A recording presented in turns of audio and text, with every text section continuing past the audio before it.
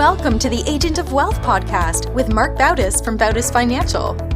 In this podcast, Marc helps guide you towards financial freedom, ensure you never run out of money, and create a balance in life that prioritizes what is most important to you. Join us for this journey as Marc draws from years of expertise and guest experts to solve the multiple wealth building challenges involved in your financial life.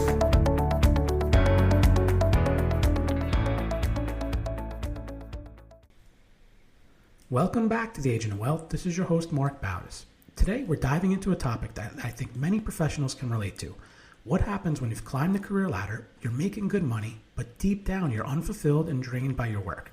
How do you know when it's time to make a change? And more importantly, how do you transition into a career that's truly aligned with your values, purpose, and skills without sacrificing income or stability? Joining me to talk about this is Rachel Spekman, founder of Made for More Coaching. Rachel's a veteran in helping high-performance professionals break free from careers that are slowly draining them and transition into work that's both meaningful and financially rewarding. Rachel, welcome to the show. Thank you so much for having me. So you've helped hundreds of people reinvent themselves. Why do you think so many professionals stay in a career and don't actually reinvent themselves, that maybe it's something that they're unhappy in? Fear, stability, the idea that I don't want to jump out of the fryer and into the pan, or really fear of the unknown. And often it comes to self-trust and the idea that I'm not super happy, but how do I know I'm going to be happier somewhere else?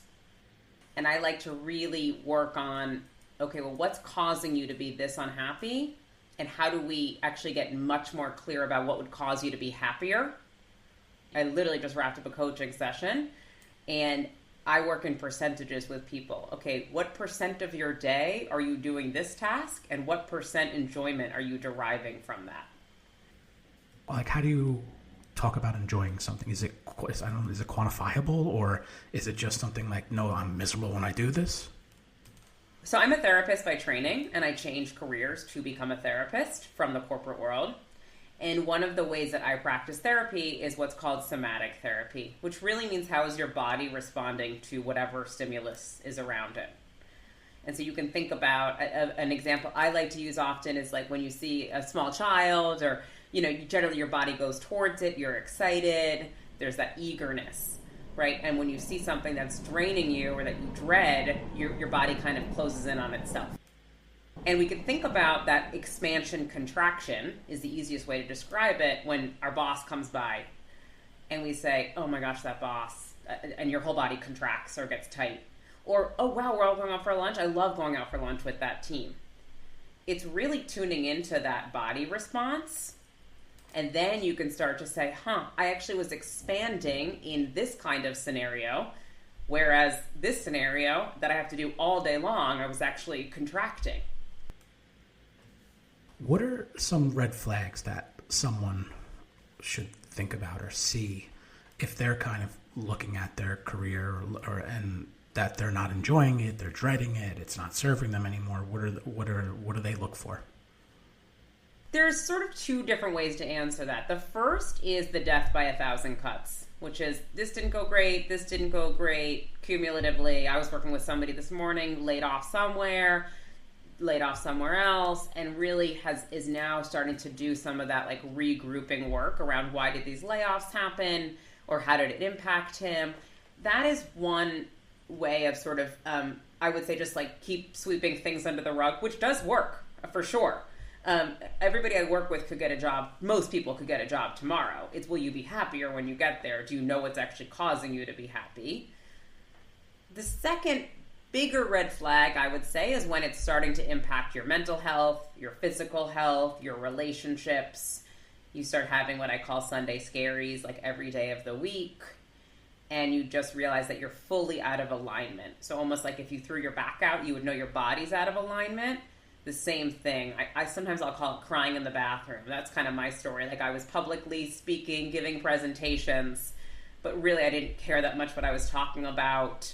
And it took so much work for me to just kind of get the energy to go up there and do it. And I did it very well, is what I've been told. However, I started feeling more and more disconnected from the topics that I was talking about. So then I had to spend all of my energy regrouping myself, kind of pumping myself up again. How often do you see people, or maybe it's never, but are they able to fix their current situation, or is a transition always warranted? I try to work with people. The first thing I try to do with work with people is where they already are, because that's the easiest change you can make. You already know the people, you know the systems. What I do is I help reverse engineer the job search or the career search. So most of the time when you're finding a partner or a house, you have this sort of a set of requirements. We actually have the same for our jobs, but we don't think about it. We actually just go and apply to jobs. Oh, that looks good. That bullet looks good. I wouldn't want to do that. I actually pause and say, let's create your dream job description right now. Why? What would be in it? And then let's find opportunities within your current company first. So a repivot potentially, or a repurposing, which often requires buy-in from where you are. It's helping to, of course, solve one of the company's problems. It can't just be solving your own problem.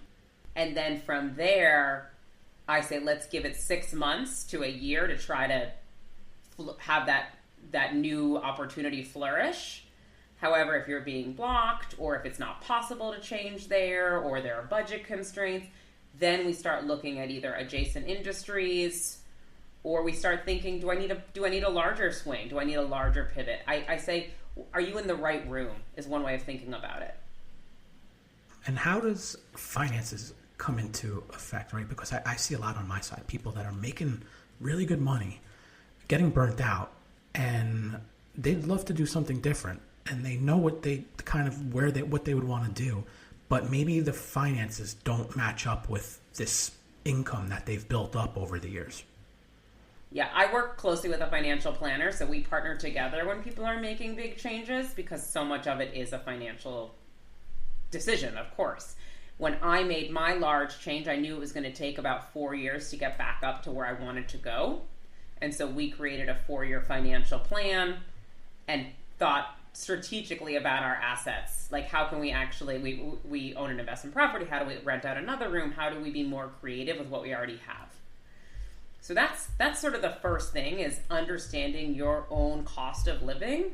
People I work with are often realizing, wow, I have created a lifestyle that is beyond what I ever imagined for myself, and I'm still unhappy. So why do all of these gadgets and toys and all kinds of things, or Amazon addictions, or whatever the case is, that's actually filling a short-term need, but really not filling the actual function of the day-to-day happiness. And again, I'm not telling anybody to be impulsive. If people have their own lifestyle, of course, we all have bills to pay. We all want the best for our children and our families. And so it is understanding, this is my baseline. This is what I need to make. And within that, here are the options that are available to me. And here might be a dip for a year or two as I recreate a business. And it is a swing. It is, I call it a trapeze. Like, you're going from one trapeze to the next, and there's going to be a moment of a risk management. But I call it a calculated risk. Do you see people who go through a transition where they're working in let's say corporate America, they're making good money, they decide that they want to start their own business in whatever area? Do you see people have more success if they do it kind of that hard stop at the corporate job and go all in on the new business, or if it's a transition over time? I highly recommend a transition over time. So I just went on my own a few months ago, and I've been building my business the entire time I was going on my own. And I had all the systems set up, so when I kind of showed up to work, quote, for myself the first day, I already had 15, 20 clients that I was working with, so I could expand that. I think when people go full cold turkey, full stop, whatever you want to call it, full turkey on something, there's so much anxiety, there's so much unknown, you don't have the network, and you really need to kind of row the boat first to understand if this is the boat that you want to be rowing, and how you're going to, I'll go with the boat metaphor, how you're going to like manage the tides that come your way. And because we can all sit here and think, oh, if I only do this, if I can do this, because I worked with startups for years, and my company's gonna do this, and then it's gonna do this, and okay, well, what happened the last 2 weeks? Let's just start there. We have to be really realistic about how long it takes to grow a company. And even if you have this incredible book of business, an incredible list of contacts. I remember doing this in my MBA. Somebody presented this great idea, and then at the end, the professor said, okay, now everybody take out your wallets, and I want you to put $20 on the table if you're interested in this. Well, you can have a great idea, but not wanting to be put your money down for it. Yeah, kind of on that topic, right? Maybe like going through this process, you're talking about this dream, you're writing the description for this dream job, and let's say you do find something that looks great and you transition into it. What happens if you don't like that? Is it another transition? Do you figure out how to make it work? What is the next step? Right. I work on that a lot with people, like the job that looks good on paper but feels wrong. When that happens, one of three things is really off. One is what you thought you would love. I encourage strongly informational interviews. And I talk pretty openly that when I was potentially becoming a therapist or on that path, I realized I wanted to get paid for connection. Like that was what I loved doing. I love connecting with people. Okay, well, how do you get paid for connection? And in this journey, I actually thought about becoming a rabbi. So I say this because when I went to go interview rabbis, I said, tell me about the last 24 hours of your day. Tell me about the last 48 professional hours. And I realized those are not the problems I want to solve. I don't want to get involved in politics. I don't want to get involved in fundraising. For some people, they may be like, yes, that would light me up. But if I hadn't had those interviews, if I hadn't understood the 24 or 48 hour rule of what was going on in their day to day, it would have just been a fantasy. And so there's some pre-work you can do to make sure you're not getting there. And it also could be the wrong company. They could have sold you a bag of goods, of course. I once took a dream job years ago. I moved my entire life. I literally relocated. And within 3 weeks, I was like, this was not at all what I thought it would be. And I gave it a year. And then I packed up and came back. It happens. Would anyone get to the point where they're too senior to make a transition? Well, that's how everybody, the ego goes on a journey. I mean, I went from a senior director at a firm to an intern for social work school. And I mean, even to just change my LinkedIn and people, I had all these investors that I worked with, like, are you okay? Like, is everything all right? Right. And nope, I'm well. I'm really, so one thing that I'll say is nobody's putting their head on the pillow at the end of the day except for you. Again, I'm not telling anybody to do anything rash. This podcast just came out that says the therapist that helps you quit your job. That's not what I'm doing. I am just helping you evaluate and make what I call strategic small changes. Because I don't think I've said this to you, but I talk about it in other podcasts that the goal is to try to be 80% happy at work. And people say 80%, that's so unrealistic, or that's so high. Okay, well, some days are going to be 70 and some days are going to be 90 and some days that's directional. And then I'll say, would you live in most people find me when they're at like 20 to 40% happy, 50%. I say, would you drive a car that's 50% falling apart? Would you live in a house that's 50% falling apart? But we do it for our careers because of the money and we need the paycheck and the lifestyle. The goal is to go from 50 to 53 to 55 overall quality of life, and ideally at work if work really has a lot of meaning to you. And for a lot of people, some people just go to work and they don't care, it's fine. They do what they got to do and they come home.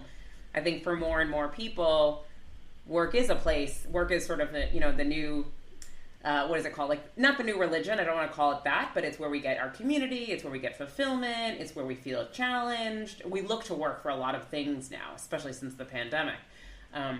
And so with that in mind, I think I kind of got away from your question, but do people get too senior that they can't make a change? When I was at an interview to go to social work school, I was one of the older students. Again, I left with a mortgage and a child and a plan. And I said, what is the oldest student you've ever had here? And they said 87 years old. And that person had been in corporate America, had retired, And again, I'm not telling you have to go make all these plans tomorrow, but they had retired and they had said, I loved the aspect of my job that was people-centered. In my next life, I'm going to be a social worker. And the story goes that this person's spouse turned and said, well, this is the life that we have right here. And so that person went back to school at 87. We've talked a little bit about some of the options, right? There's obviously change, finding another corporate job. There's starting a business. You just mentioned going back to school and changing it that way. What are some of the other alternative structures or just different like career structures, paths that you've seen people take as part of this process? Fractional work, for sure. Fractional work is I'm a CFO. I'm a fractional CFO. I work with several people that are building their own book of business and saying, I want to work with these kinds of companies and I want to really go in, help with this kind of problem, do it for a 6-month contract and kind of get out, right? So then that is the fractional role. Some people are 3 days on, 2 days off somewhere else. I mean, I'm a full-time therapist and I'm a full-time coach, right? So I'm doing both and I'm understanding, okay, how can I actually play to both sets of strengths for me? And so I would say those are some of the alternative ways.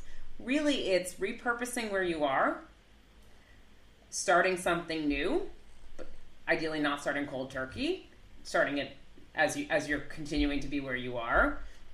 And there are a lot of creative ways to test this out to see if there's a client or two that are willing to pay. Going fractional and having like a hybrid schedule. What's the usual time frame that you'd say the process takes? I know the answer is probably it depends, but if someone comes to you and says, I need help, I'm looking to do something different, can you walk me through kind of like just an example, high level, kind of what does someone go through? Yeah, so I say it takes about 6 months. And really those 6 months are mindset, strategy, accountability. Mindset, strategy, accountability. And I say that twice because it takes those three things. It takes them one at a time and in concert with one another. I will sometimes liken it to the bureau you have behind you or a poster you have up on your wall that's been stuck there for a long time. You're going to have to put in a little more elbow grease to get it unstuck. So it really does depend on how long you've been stuck or unhappy or asymmetrical or drained and how much you're willing to work. That's the other thing. I mean, everything I'm talking about, it requires a lot of work. You have to rebuild your network often. You have to repurpose your resume, right? These are some of the things that you have to do, but think about the result that you're going to get. You're going to be in a room, you're going to be with colleagues, you're going to be doing something that just lifts you up so much more than what you're currently doing. And when you said it was mindset, strategy, accountability, is that the three? So when you say mindset, is that kind of looking at your current job and what's making you unhappy about it, and then kind of figuring out, I guess, strategies? Is kind of looking forward. This is what would make me happy. Yeah, so the mindset is really the idea that like I can change, I'm allowed to change, I give myself permission. Many people I work with, and including myself in the past, have this very strong loyalty to their company, their current boss, who am I to leave? So sort of some of that giving yourself that permission.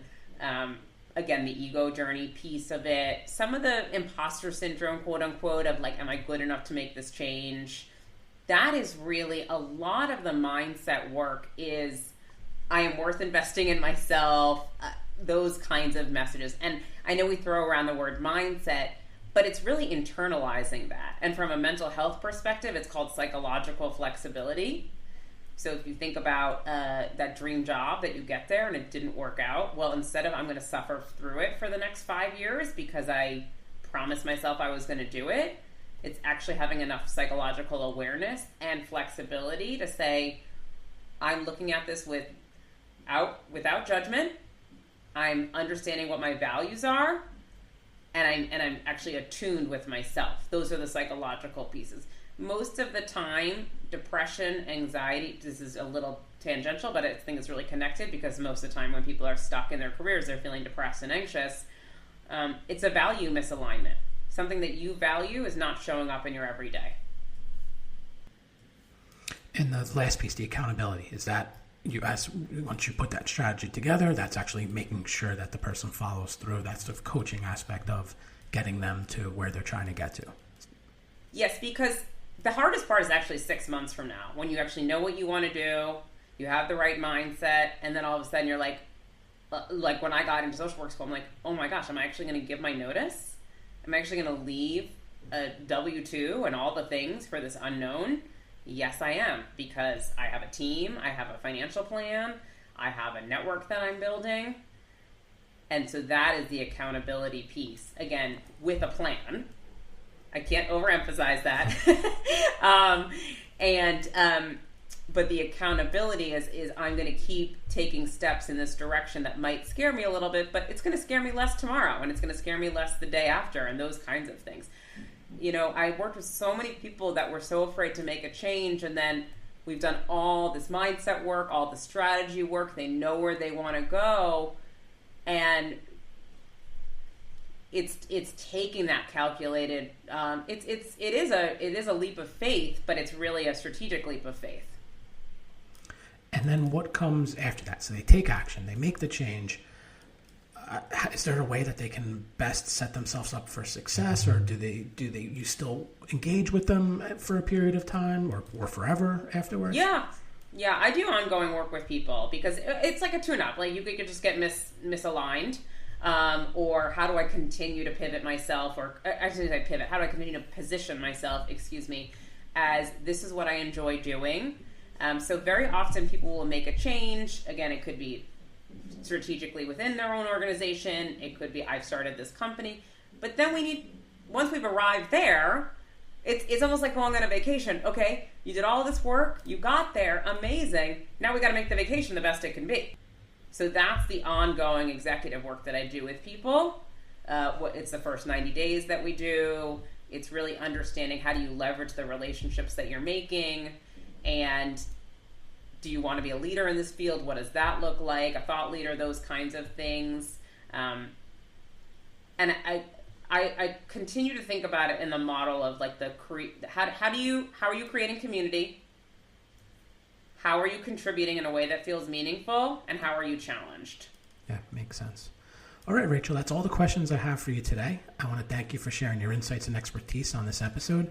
For listeners who want to learn more about your work or connect with you directly, where's the best place to find you?